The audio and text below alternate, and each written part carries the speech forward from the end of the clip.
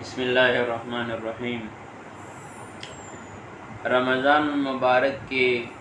مسائل اور احادیث کی مجالس جیسے جاری ہیں، آج کے مجلس میں ہم آپ کے سامنے اعتکاف کے حوالے سے بات کریں گے۔ اللہ کی نبی صلی اللہ علیہ وسلم فرماتے ہیں، من اعتکف ایمانا و احتسابا غفر له ما تقدم من ذنبه، کہ جو شخص اعتکاف کرے ایمان کے ساتھ اور ثواب کی نیت کے ساتھ، تو اس کے ماقبل کے سارے گناہ معاف ہو جائیں گے۔ سب سے پہلی بات سمجھنے کی یہ ہے کہ اعتکاف کے معنی ہیں مسجد کو لازم پکڑنا، یعنی مسجد میں بیٹھنے کو اختیار کرنا، اور جو اعتکاف کا جتنا وقت ہے اس میں مسجد کے ساتھ رہنا، مسجد کے اندر رہنا اور باہر نہیں نکلنا۔ دوسری بات یہ سمجھنے کی ہے کہ اعتکاف تین قسم کے اعتکاف ہوتا ہے۔ ایک اعتکاف واجب ہے، اور وہ اعتکاف یہ ہوتا ہے کہ کسی نے نظر مان لی، منت مان لی کہ میرے یہ فلاں کام ہو جائے تو یا اللہ میں اتنے دن کے لیے یا رات کے لیے اعتکاف کروں گا۔ یہ اعتکاف واجب ہے، اس کا پورا کرنا واجب ہوتا ہے۔ اور دوسرے قسم کا اعتکاف وہ سنت علی الکفایہ ہے، اور وہ سنت اعتکاف رمضان المبارک کے آخری عشرے کے اندر ہوتا ہے۔ یہ وہ اعتکاف ہیں جس کو آپ علیہ الصلاۃ والسلام نے، جب آپ نے مکے سے ہجرت کی مدینے کی طرف، تو مدینہ میں جا کر آپ علیہ الصلاۃ والسلام نے پھر کبھی اعتکاف کو ترک نہیں کیا۔ تو یہ سنت علی الکفایہ اعتکاف ہے۔ سنت علی الکفایہ کا مطلب یہ ہے کہ اگر کوئی محلے کی مسجد ہے تو وہاں چند لوگ بیٹھ جائیں تو پورا محلہ وہ گناہ سے آزاد ہو جائے گا،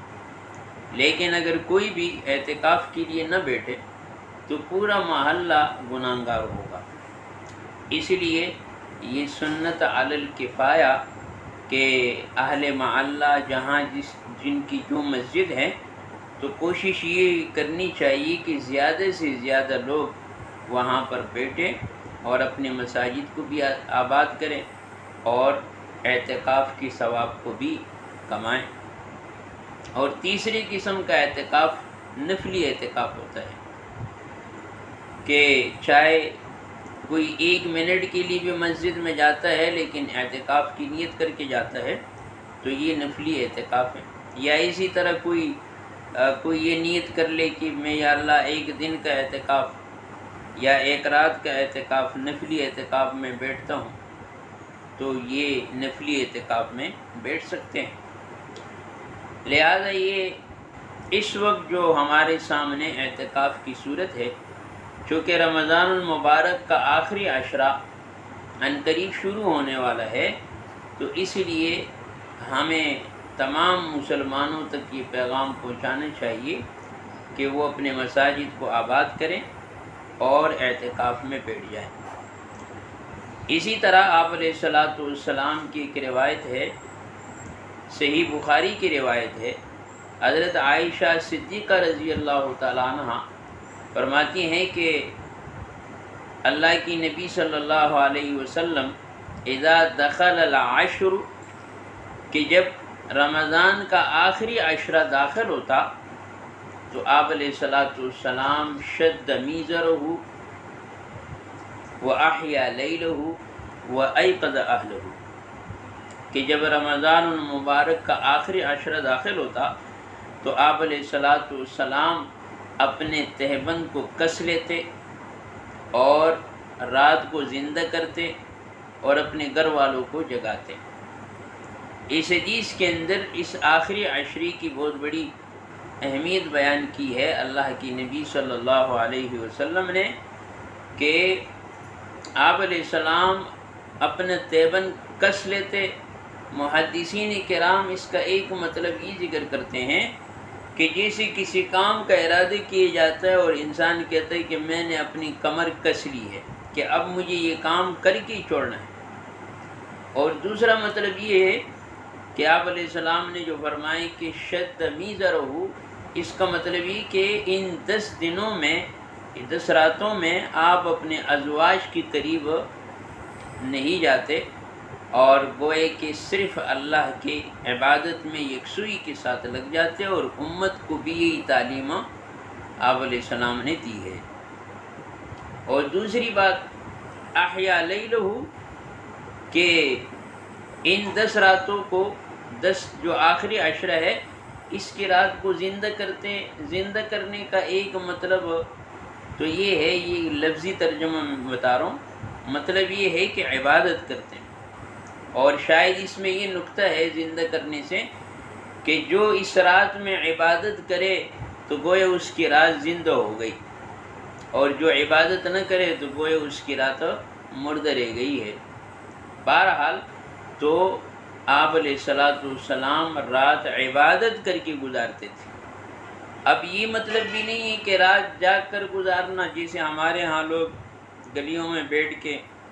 اور نوجوان طبقہ کرکٹ اور فٹ بال اور کھیلوں میں لگ کر رات گزارتے ہیں، جاگتے تو ہیں لیکن عبادت نہیں ہوتی۔ رمضان المبارک کا یہ مبارک مہینہ اور خاص طور پر یہ آخری عشرہ یہ بہت ہی اہم ہے، لہذا اس کو عبادت کر کے گزارنا چاہیے۔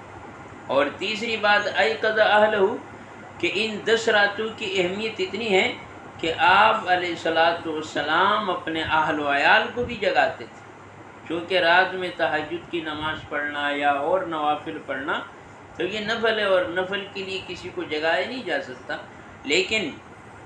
ان 10 راتوں میں آپ علیہ السلام اس کی اتنی زیادہ اہمیت فرماتے تھے کہ اپنے اہل و عیال اپنے ازواج کو بھی جگاتے تھے کہ یہ 10 راتیں سونے کی نہیں ہیں، یہ اللہ کی عبادت کرنے کی راتیں ہیں۔ اور ایک وجہ یہ ہے اعتکاف میں بیٹھنے کا یہ بھی فائدہ ہے، جو آپ علیہ السلام اعتکاف میں بیٹھتے تھے اس میں امت کے لیے سبق ہے کہ آخری عشرے میں چونکہ لیلۃ القدر کی زیادہ چانسز ہوتے ہیں کہ ہمیں لیلۃ القدر نصیب ہو جائے، تو اس لیے آخری عشرے میں اعتکاف میں بیٹھنے سے یہ فائدہ ہو سکتا ہے کہ ہمیں لیلۃ القدر نصیب ہو جائے۔ اور یہ بھی اعتکاف کا فائدہ ہے کہ ہم دنیا کی تمام چیزوں سے الگ ہو کر کٹ کے خالص یکسوئی کے ساتھ اللہ کی عبادت کریں۔ تو یہ اللہ کے نبی نے ہمیں یہ بات اپنے ارشادات میں فرما دی اور امت کو یہ سبق دیے ہے۔ دوسری روایت جو میں نے آپ کے سامنے پڑھی کہ من اعتکف ایمانا و احتسابا، کہ جس نے اعتکاف کیے ایمان کے ساتھ ثواب کی نیت سے۔ ایمان یعنی جب مسلمان ہیں، اللہ اور اس کے رسول پر سچی تصدیق ہے تو یہ ایمان ہے۔ ایمان کے ساتھ احتسابا، ثواب کی نیت کے ساتھ، اور ثواب کی نیت کے ساتھ ساتھ وہ اس کو اپنے اوپر بوجھ بھی نہ سمجھے۔ احتساب کا یہ معنی بھی کہ جو عمل ہم کر رہے ہیں اس کو اپنے اوپر بوجھ نہ سمجھے، تو اس کا نتیجہ اللہ کی نبی نے یہ فرمایا کہ غفر له ما تقدم من ذنبه، کہ پھر اس کے ماقبل کے جتنے صغیرہ گناہ ہے وہ معاف ہو جائیں گے، اور کبیرہ گناہ تو بغیر توبہ کے معاف نہیں ہوتے۔ البتہ بعض محدثین نے یہ لکھا ہے کہ صغیرہ معاف ہو جائیں گے اور جو کبیرہ ہے اس کے اندر تخفیف پیدا ہو جائے گی، یعنی وہ ذرا ہلکے ہو جائیں گے، اس کا وزن کم ہو جائے گا۔ تو اللہ تبارک و تعالیٰ سے دعا ہے کہ ہمیں رمضان مبارک کی اس آخری عشرے میں عبادت کرنے کی توفیق عطا فرمائے، اعتکاف میں بیٹھنے کی توفیق عطا فرمائے۔ وآخر دعوانا الحمدللہ رب العالمین۔